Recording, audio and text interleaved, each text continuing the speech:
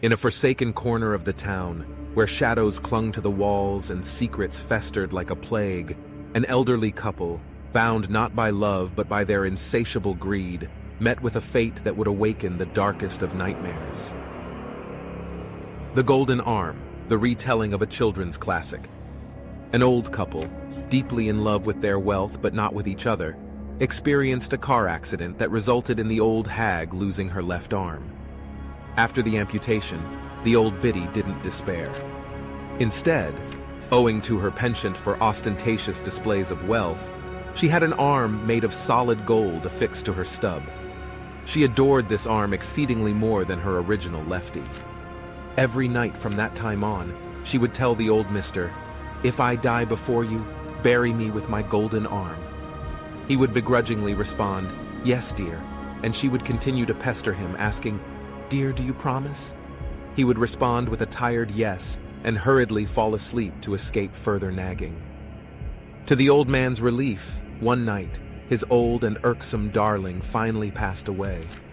Like any respectable gentleman of wealth and means, he feigned grief and held a grand funeral where the entire town's people came to pay their sycophantic last respects. True to his promise, he buried the old bag with her golden arm still attached.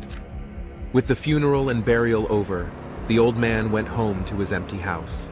He walked upstairs, gazing at his beautiful and vast bed, and hoped for a peaceful night's sleep without the echoing refrain of "Bury me with my golden arm."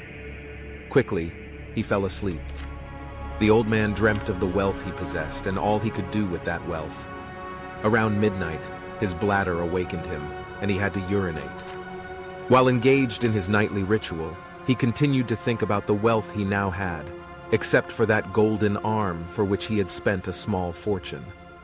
For the next hour, he tossed and turned in bed until the clock struck 1. He thought, "I could go this very morning and retrieve that golden arm. Tomorrow I could melt it and resell it for a fortune."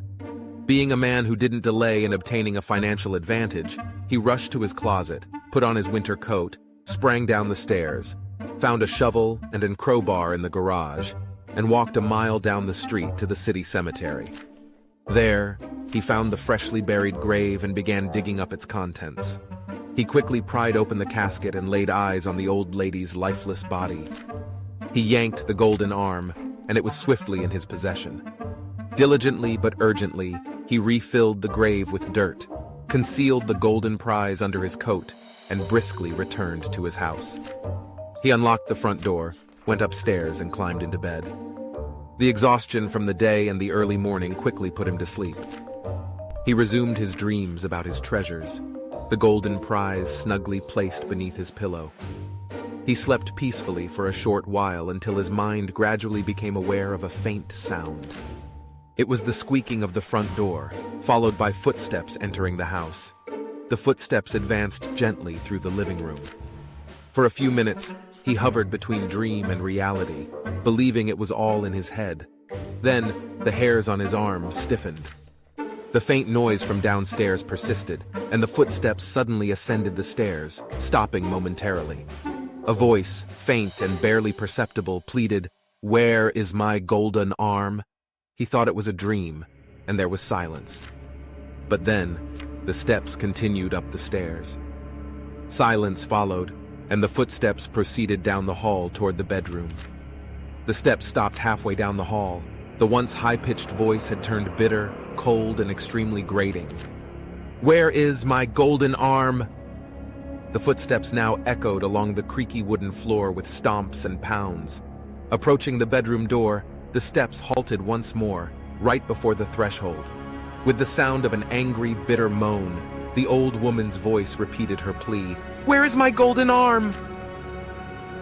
Now he hears the creaking of the ancient doorknob as it turns slowly, deliberately. The old man now hides beneath the covers, clutching the golden arm and vainly hoping it's all a dream.